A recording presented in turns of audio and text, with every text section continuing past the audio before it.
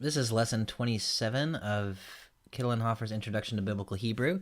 In this lesson, we'll be focusing on the cal of middle week verbs. This is a nice review lesson for the most part, so I hope you'll find it fairly straightforward. Here's our sentence for this lesson. Let's pronounce.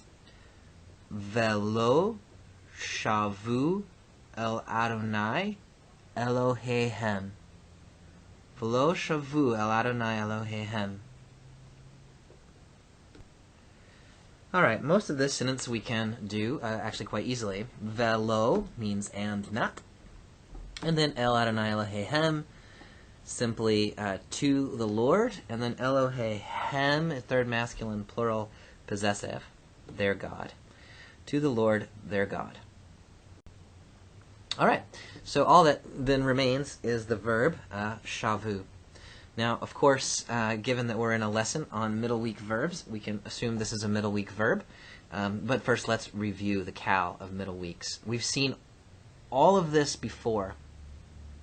Let's start with the cal affix of our root kum. The third masculine singular is kam. Notice the a class vowel, the comets here, and in the affix we lose our middle radical altogether. So kum, the affix kam.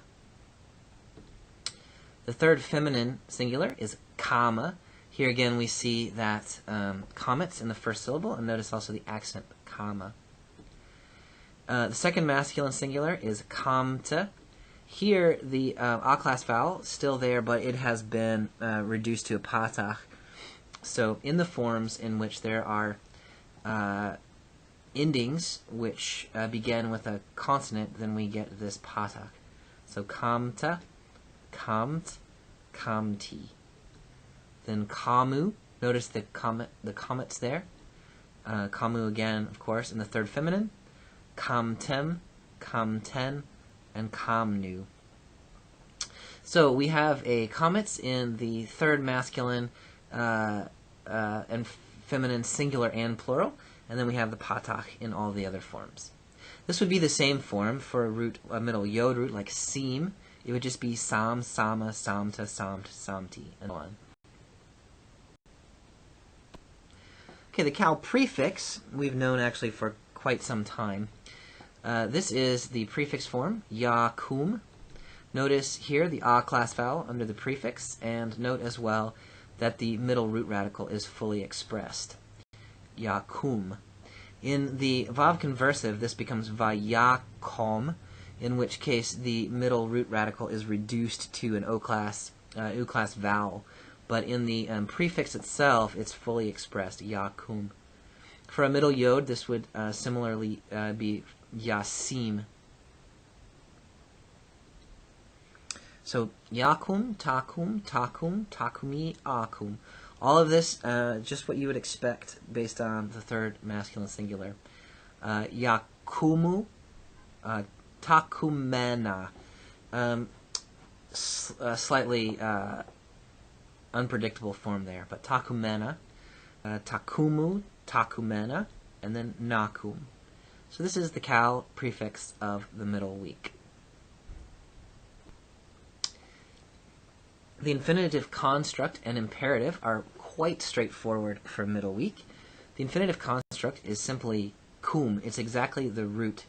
The infinitive construct of a middle yod, like seem, is just seem. The imperatives also are quite easily recognized. Kum from takum, kumu in the plural, and then kumi and komna in the feminine plural. These are simply removing the affixes from the affix form, the prefixes from the prefix form, except in the feminine plural, takumena becomes komna, which is a little bit of a variation. Let's actually look at the form for a middle yod, so our root seem. The infinitive construct is simply seem.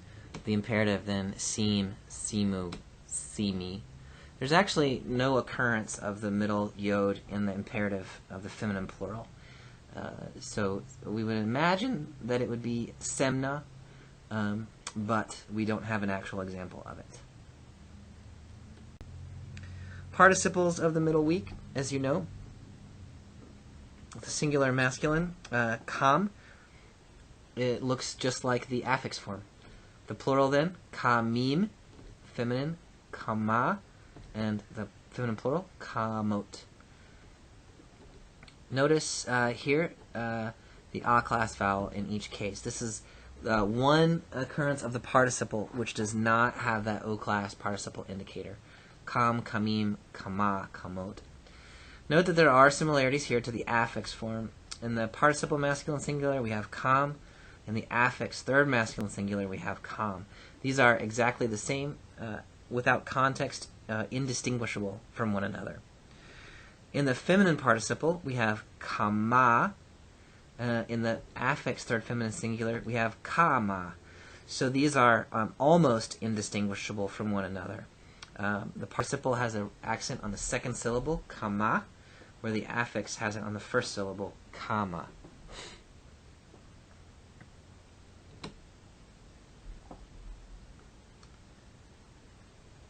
Note here the shift of the accent. All right, so now we can come back to our root, or our sentence, Velo shavu el Adonai Elohehem, and we can parse our verb shavu. So, of course, the root, shuv, middle vav, the stem, cow, form, this is simply the affix, and the u indicating third masculine plural. Technically, it could be feminine plural. And no special features. So this means, shavu, they returned. So here is our sentence, and quite straightforward. And they did not return to the Lord their God. Well, congratulations. You just finished the last video of the semester. You've done a lot of great work, and now it is all wrapping up. So next time in class, we'll go over lesson 27, and then we'll be on to test number 10.